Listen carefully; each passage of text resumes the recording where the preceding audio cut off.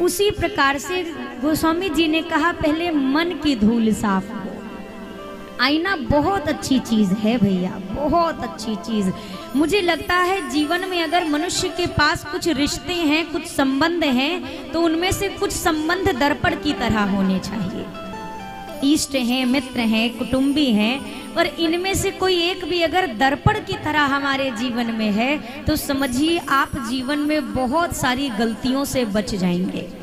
कारण क्योंकि आज के समय पे हमें मित्र मिल गए, मान लीजिए कुछ यार दोस्त मिले, उनमें से ज्यादातर ऐसे होते हैं जो हमारी खुशी के लिए हाँ हाँ करते हैं।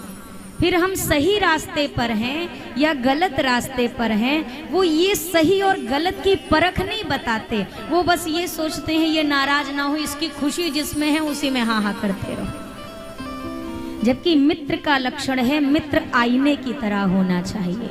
आपका कोई अपना है जो आपसे प्रेम करे तो वास्तव जो आपका हितैषी होगा वो आपके सही में, चाहे दुनिया आपके खिलाफ हो, वो आपके साथ होगा, और आपके गलत में चाहे दुनिया आपके साथ हो वो आपके खिलाफ होगा। ये आपका परम मित्र है, ये आपका परम हितैषी है। दर्पण भी तो यही कार्य करती है ना।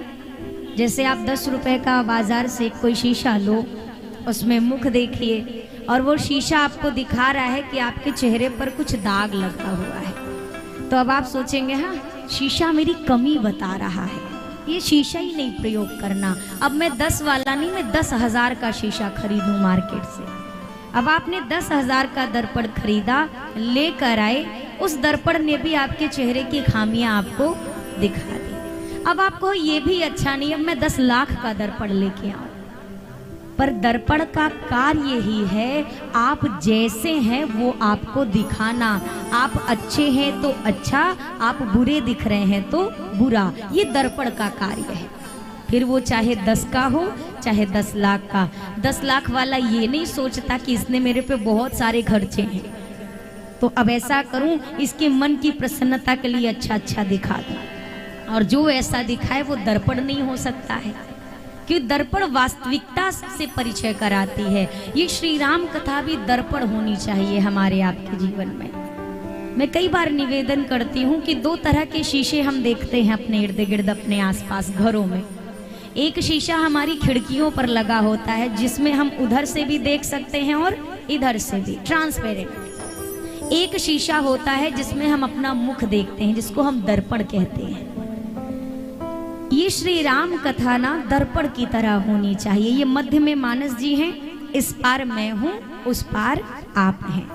अब अगर इसको हम अपने घर की खिड़कियों का शीशा समझ कर बैठे तो होगा क्या, शायद मैं आप में कुछ खामियां देखूं और शायद आप मुझ में कुछ खामियां देखो। इससे किसी का ना मेरा भला ना आपका भला। 9 दिन तक मैं ये तलाशती रह जाऊंगी इनमें कमी है, आप शायद मुझ में तलाशते रह जाए यहाँ ये त्रुटि है।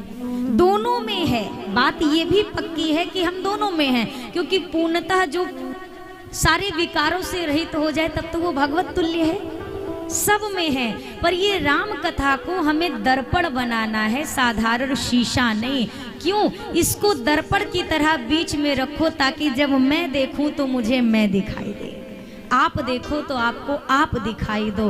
होगा क्या, इससे हम अपनी कमियों में सुधार करेंगे, ना कि एक दूसरे की। हम स्वयं को देखेंगे तो स्वयं को सुधारेंगे। और आज के समय में 90% समस्या इसलिए है क्योंकि हर इंसान दूसरे को सुधारने में लगा है।